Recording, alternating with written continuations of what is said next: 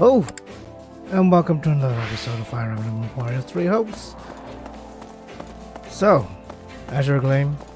Seriously? The port conversations. Here we go.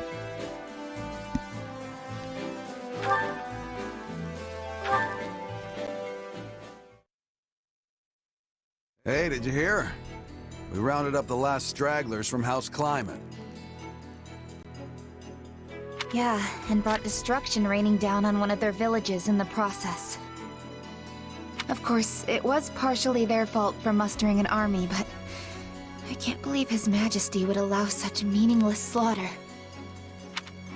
Something on your mind? If you object to their idle gossip, it would behoove you to speak up. No, it's just... I don't really know what Dimitri was thinking either. It's almost like he's built a wall around himself, ever since the day he killed his uncle. My apologies, but could I ask you to join Gustav in keeping an eye on things here for the next few days? Sure. You going somewhere? Kinda surprised Dedu and Rodrigue aren't joining you. The two of them recently departed for Dusker. They have their own dues to attend to. Then why don't I join you?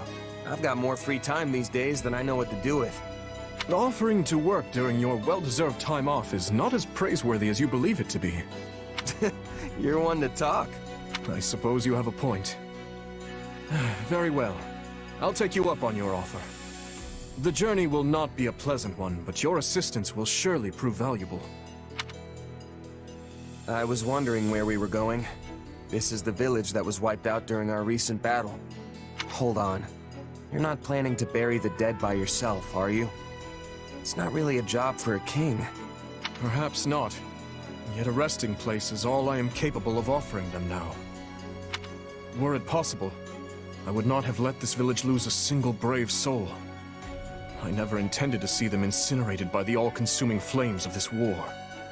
But as the one who authorized our battle strategy, I alone am culpable for their deaths. It's not like you made the decision lightly, though. You discussed it for hours with Rodrigue and the others. Even so, no means can possibly excuse these ends. No amount of justification will bring back the lives that were lost here. True. And no matter how hard you fight for a better outcome, there's no guarantee you'll actually achieve it. No, I cannot shut my eyes to the cruelty my actions have wrought. Yet, if I do not claim this battle, and its aftermath to be just and proper, my soldiers will lose faith in me. How long must this horrible cycle continue? Don't be like that, Dimitri. I'm sure people will understand if you just tell them the whole story. There's no need for that. This burden is mine to bear, and mine alone.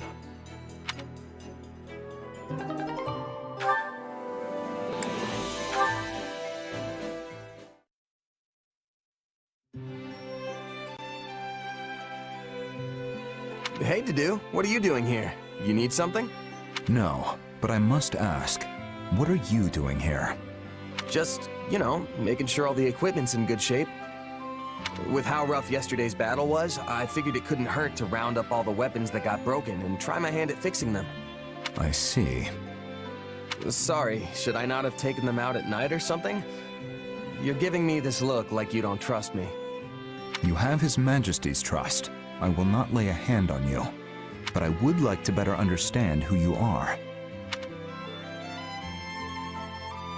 Makes sense to me. I'm still just a newcomer and my background's unclear at best. My apologies. Nah, it's fine. I'd be suspicious of me too if I were you. Besides, I don't exactly want to go losing my employer either, so feel free to keep as many eyes out as you think necessary. Dimitri clearly needs all the help he can get. I mean, he made me a commanding officer without so much as a second thought to my past or my intentions. Yet that conviction makes people follow him. And I agree with his decision. Having you close by is convenient. What, so you can keep a better eye on me? It doesn't really matter. As long as he's paying me, I'll do whatever I've got to do to win for him. Oh, and if I do anything suspicious, you're more than welcome to cut me down right then and there. A very mercenary response. Well, yeah, that's what I am. I might have risen the ranks, and I might have my own unit now, but I'm still a merc at heart. As long as I get the results, everything else, like trust and respect, will follow. At least that's what my old Captain Burling taught me. So, I guess I don't have much choice but to just keep at it till I earn your trust. I see. Now, these weapon repairs will take time. Allow me to aid you. You sure you don't mean keep an eye on me? Glad to have your help, though, Dedue.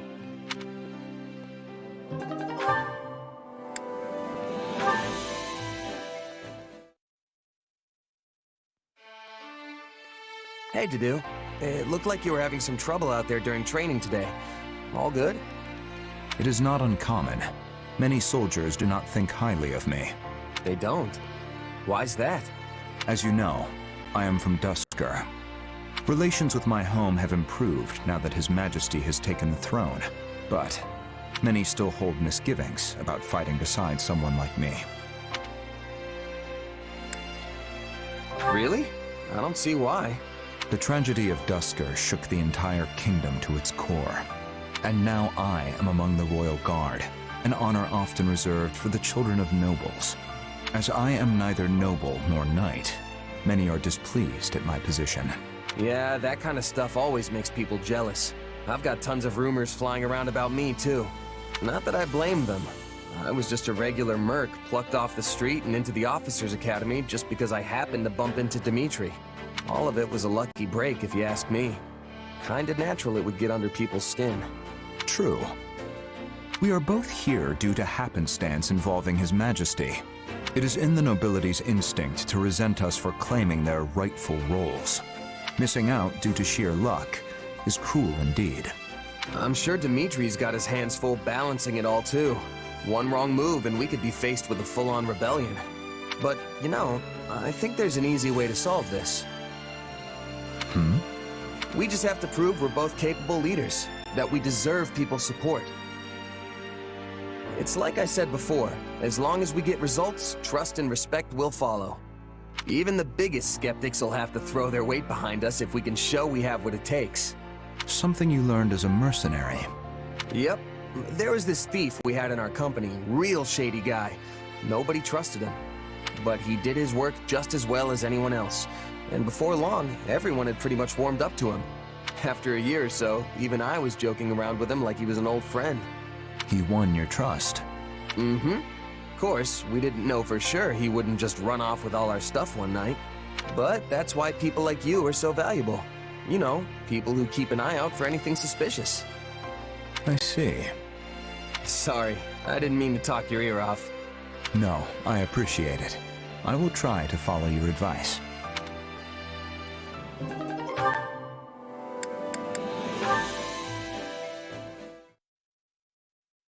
You know, Felix, I've been thinking. Actually, never mind. What? You can't say that and then not tell me. Come on, out with it. Okay, it's just, even though you never show it, I can tell you really care about Dimitri and the others. You alright there, Felix? There's no reason to get all choked up over it. It's your fault for saying something so ridiculous. Hey, you're the one who asked. But it's true, isn't it? I know I'm right. And what proof do you have? Well, for one, you move way better when you're fighting alongside them. That's only because I've known them so long now I can predict their every move. The boar always rushes straight into enemy lines, so I have to be ready to cover him. Of course, few can survive one of his mad dashes. But I can't just leave him alone. The man doesn't give his own safety a second thought. We don't coordinate, though. I just stick around to make sure the coast is clear for him to run wild. Huh. But when you're fighting with Ingrid, you're usually the one who ends up charging forward. Yes, because her Pegasus is an easy target for enemy archers. It's better for me to dash ahead first and eliminate any potential threats. Not that she's incapable of dodging an arrow or two, but she loses sight of her surroundings in the heat of battle. If she advanced before I did, a cloud of arrows would be the end of her. Uh-huh. So then why do you always get surrounded when you're fighting with Sylvain? Because the braggart always insists on showing off. Though if nothing else, he does have the skill to fight his way out of any bind. Sounds like that's not part of your strategy then. But you'd still never pull it off if you didn't trust each other. It's all natural for a soldier. Honestly, it's impressive how well you work with everyone. I should take a page or two out of your book and learn more about the people I fight with. Maybe having a better grasp on their personalities would help me coordinate our movements better. Who knows? You're welcome to try at least. If you've already got a good read on me, the others shouldn't be an issue. Anyway, we're done here. Talking to you is exhausting.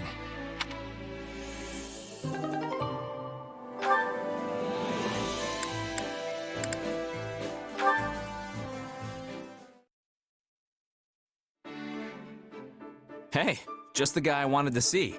I've got a bit of a favor to ask. You know that special sword you fight with? Well, I was wondering if you'd let me take a peek at it. Sure, if you want. Can't say I expected this kind of interest coming from you, though. It'd be one thing if it were Dimitri or Felix asking. You know how they get about weapons. But you? You do remember I'm the heir to House Gautier, don't you? I've been studying the art of combat ever since I was just a kid. Well, you always skip out on training, so... Anyway, here. This work? It sure does. What a weird sword. You know what it's made of? It doesn't look like iron or steel to me. I couldn't tell you. Honestly, I have no idea. What about how you can make it appear right out of thin air? Is that some sort of magic? Nah, not exactly. It kinda just comes to me when I call it. Well, that's vague. One more question then. Would I be able to use your sword if I wanted to? Doubt it. The thing vanishes the second I let go of it. But, hey, why do you want to know so much about it anyway? I guess I was just thinking how nice it'd be if there were more weapons like yours out in the world. You know, a hero's relic can take down hundreds or even thousands of soldiers in a single swing. Depending on who's doing the swinging, of course. But as soon as the wielder dies, that's it. If you don't have a crest, it's nothing more than a fancy-looking hunk of whatever they're made of. Of course, that wouldn't be an issue if everyone could just use a sword like yours. Maybe so, but that doesn't make it possible. I mean, there's still so much even I don't know about it. Right. It's not like you can just make a second one or something. That's actually a pretty interesting idea. You've given this a lot of thought, haven't you? Hey, you're talking to the future Margrave Gautier here, remember? Of course I'd think about this kind of stuff. After all, us nobles wouldn't have nearly as much work to do if everyone could fight with the relics. And then I could spend all my time goofing off, just like I did back at the academy. Yeah, in your dreams. Don't make me tell Ingrid about this. Whoa now, you don't need to do that. Have a heart. Come on, let's see that sword of yours a little more.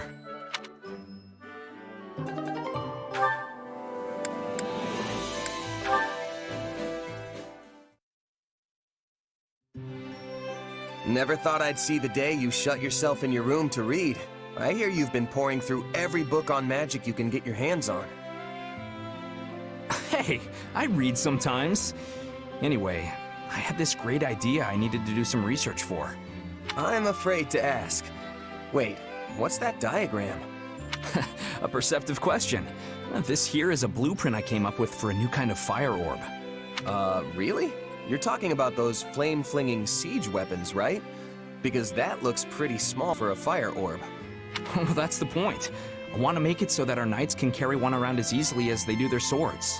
What would that accomplish? Knights don't have the training to use something like that. Right you are.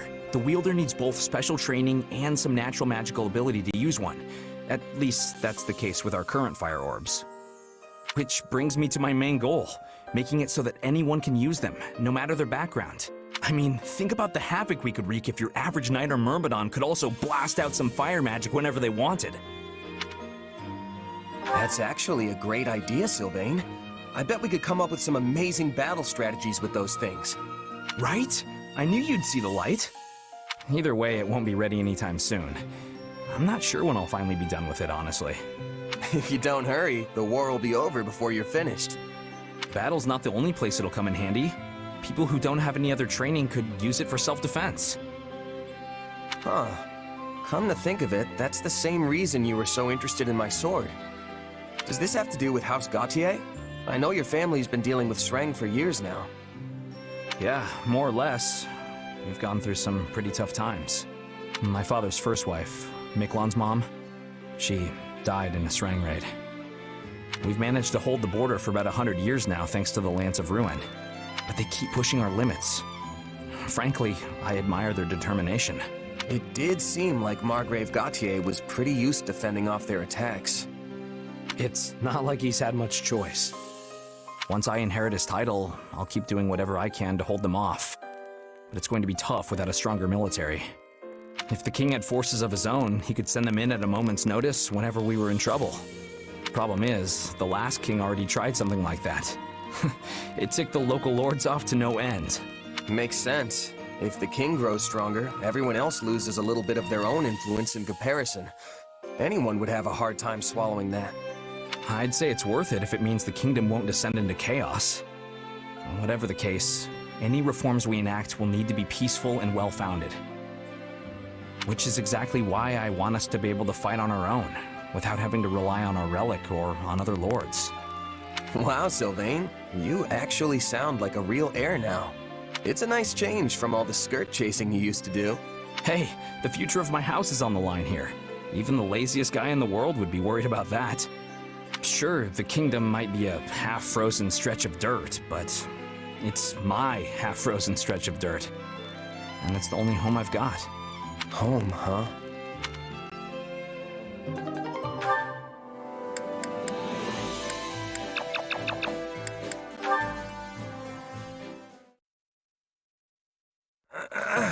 Another beautiful day.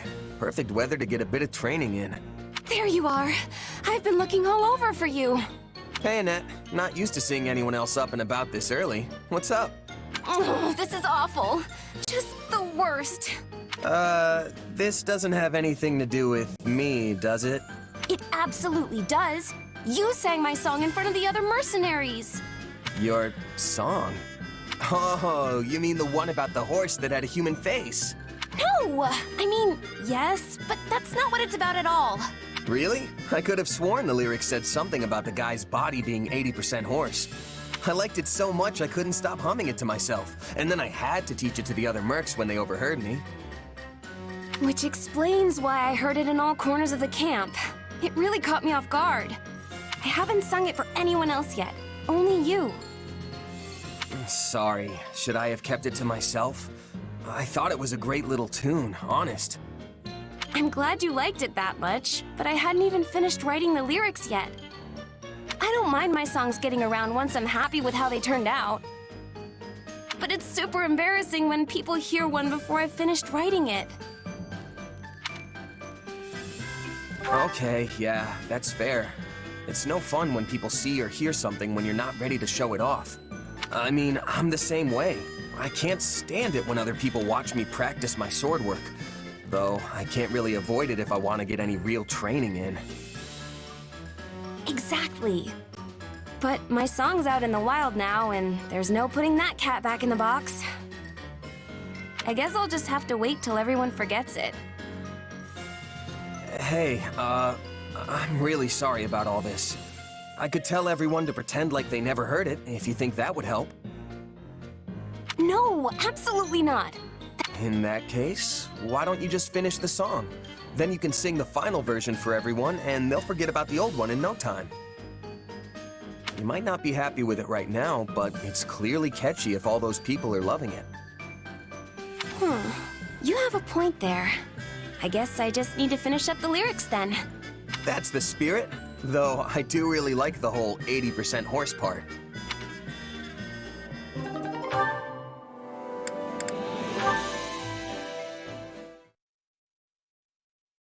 Hey, what are the words to that song again? Something about an eagle and a lion flying through the sky? A flying lion? Pretty sure I know the song you're talking about, but those definitely ain't the lyrics I've heard. The one I know is about some horse with a human face running through the greenest grass you ever did see. Now that you mention it, that does sound familiar. What a weird thing to sing about. I wonder who wrote it. Yeah, this isn't working. You can say that again. I finally finished rewriting the lyrics and everything, but they aren't catching on. Not at all. I've even heard people theorizing that the horse with the human face is some kind of grand metaphor. You know, since he's a mix of human wisdom and a horse's pure strength, the song is saying that the brave warrior who possesses both will win in the end. Or that the horse is some kind of messenger sent by the goddess to punish sinners. Why did it come to this? I didn't have any of that stuff in mind when I was writing it. I just wanted to sing about a knight rushing through an open field. And then I snuck in a tiny bit of Dusker mythology that Dedu told me about. Not sure how you got from that to a song about a horse with a human face. I already told you that's not what it is! It's a mythological warrior being from Dusker legend. All right, all right. Either way, everyone obviously prefers the original version. So, all's well that ends well, right? They say once people hear a song, it's out of the composer's hands forever. The author is dead, all that stuff. I know you're just saying all this to make me feel better. Well, yeah, I can't deny that. Sorry, Annette. But it's true that there's nothing you can really do now. Even if you write totally new lyrics and sing them for the whole army, there's no guarantee they'll get as big as the ones that are already out there. You have a point, but still... Listen, Annette, songs have a lot of power. They help people in need, give them courage when they're down on their luck. And if you ask me, I think yours could inspire our troops out on the battlefield too. I don't know. Hey, what even is a human-faced horse anyway? Is it some kind of monster? Ain't no monster I've ever heard of. Maybe it's a horrible beast that comes crawling up out of the bowels of the earth. Don't say stuff like that. You're gonna ruin a perfectly happy song. Aww.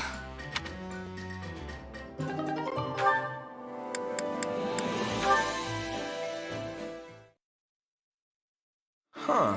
So House Yvonne is actually just a branch of House Blathid? Yes.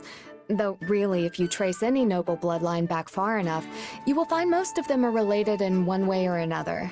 For example, Duke Yvonne possesses the crest of Karen, while her grandfather possessed the minor crest of Fraldarius. Yet another of her ancestors bore the crest of Blathid, which is passed down through the royal bloodline. So, you just gotta have a crest to inherit the family title, huh? Doesn't matter which one it is? In general, yes. The nobility used to be more particular about their requirements, but that is in the past now. Since the houses all keep intermingling, none of them really have a pure bloodline anymore. Meaning they don't get to be picky about which crests they get.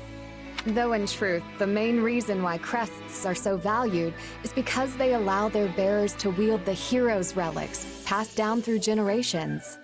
In other words, one who possesses a crest compatible with the family's relic is much more likely to inherit the family title. Huh. Speaking of, you're the heir to House Galatea, but your crest comes from another family, right?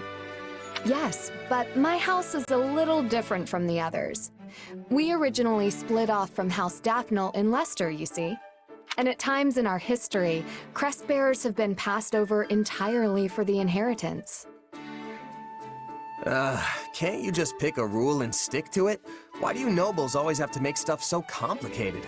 Complicated or not, this is important knowledge if you are going to keep serving His Majesty. If you stay ignorant, the soldiers you command will lose respect for you, and His Majesty's reputation will be irreparably damaged.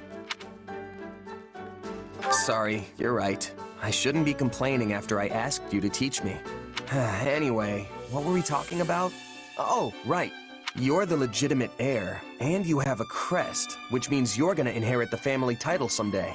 But what about all that talk of becoming a knight? Can you even do that if you're leading your house? No. I have dreamt of obtaining knighthood and defending the king ever since I was a little girl. But I'm afraid it's not meant to be. And none of your siblings have crests, do they? Isn't there anyone who can take the title for you? My eldest brother says he is willing to do so if necessary. After all, the decision comes down to what the family and the heir want. Usually, leadership passes to a child with a crest. There have been exceptions, as I mentioned before. Even so, it is the duty of every kingdom noble to take up their relic in defense of their people. Not to mention, my father is not the only one who wants to see me in charge of the house. The citizens of Galatea are hoping for the same. Huh. I'm not sure I really get all the politics behind it since I wasn't born in the kingdom. But wouldn't you still be able to protect the king, even if you ended up a count? I am not sure I follow. Sorry, I can explain some other time. There's a story about a mercenary I'd love to tell you.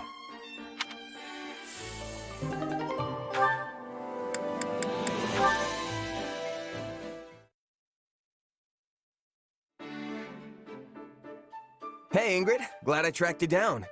Have you ever heard of Tobias's mercenaries? What an odd question. Tobias, The name does sound familiar somehow. Huh, I thought everybody knew about them. Captain Burling must have exaggerated that part. Anyway, they were a big mercenary group my old captain used to be in when she was a kid. Apparently their leader, Tobias, was so loyal to one of the local lords that he was practically an honorary advisor. Strange. I thought mercenaries kept interactions with their employers strictly business. Most do, but not only did these mercs fight for this lord, they pitched in building the castle town too. They even went so far as to trade their swords and bows for hoes and pitchforks and tilled the barren land for the farmers of the region. And they opened up shops in town when the lord was going through some financial troubles. It sounds like they went far beyond what is expected of most mercenaries. Unless... is that something you all do? Oh, not at all. We're fighters through and through. Nobody in their right mind would ask us to drop everything to become farmers or merchants. Basically, both the mercenaries and the lord were doing stuff way different from how they normally do. Yes, of course. A bunch of sellswords planting seeds and tending a shop is certainly unheard of. In the end, the captain grew so close to the noble of the region that people started calling him the Lord's right-hand man. I guess my point is, it doesn't matter what you are, mercenary, knight, noble, you aren't tied to any one role just because of the title you hold. Even battle-hardened mercs can end up as farmhands if that's what the client calls for. And if that's possible, surely a noble can do anything they want too. True enough. That ties into our conversation from before as well. Thank you. I will give the matter some thought. Good. I know it won't be easy to find the answer, but I'm here to bounce ideas off if you ever need it. And no matter what, I'm just glad my old captain's story actually helped you. All this stuff about Tobias and his mercenaries really caught me off guard the first time I heard it. You were right about that. But, I cannot shake the feeling that this Tobias person is familiar somehow. Wait, I remember now. I believe the noble in your story may have actually been my grandmother. Really? The last head of House Galatea? Yes. I don't remember very well since I was still so young, but I recall she had a friend by the name Tobias. Though I find it difficult to believe the old man I knew was once a strapping mercenary captain. If it really was him, he must have climbed the ranks even further than I realized. I mean, not just anyone could meet a noble's family like that. Who would have thought this old story would hit so close home? Certainly not me.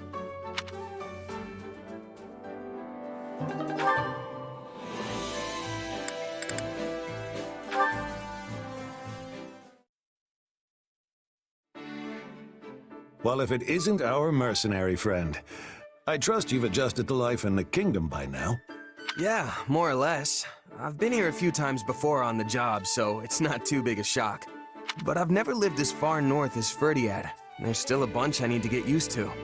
Stuff like the wind blowing straight through you, or how it's always so stupidly cold, even inside, or how you can't go out after a blizzard. It snowed so much one night that I couldn't even open the door in the morning. Thought I was off to meet the goddess that day. An amusing enough story when you tell it like that. But Fargus winters are no joke. They're harsh, unforgiving beasts.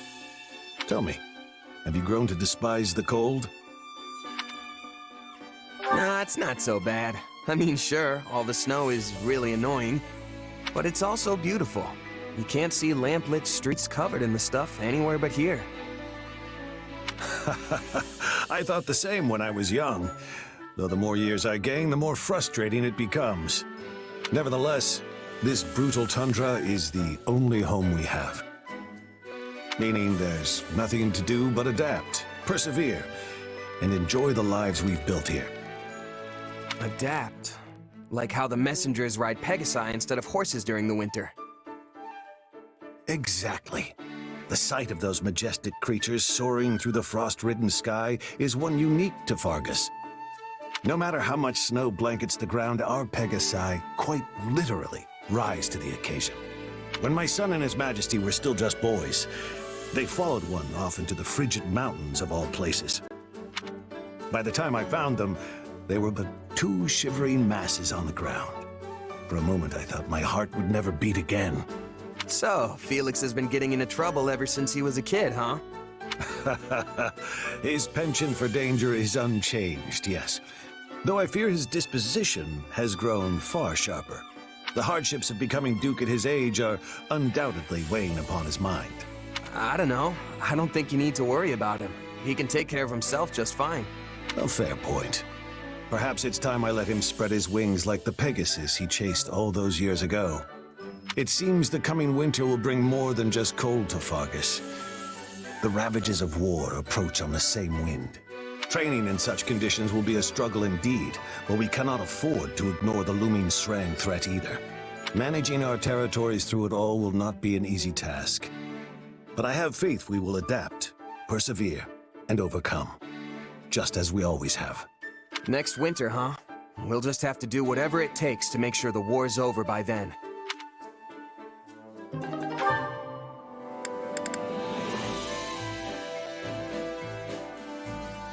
Well, that's that. And yeah, new discovery. If you carry over your save and keep all the supports, you can't do these anymore. You have to reset them. Lesson learned for later. Till next time, guys.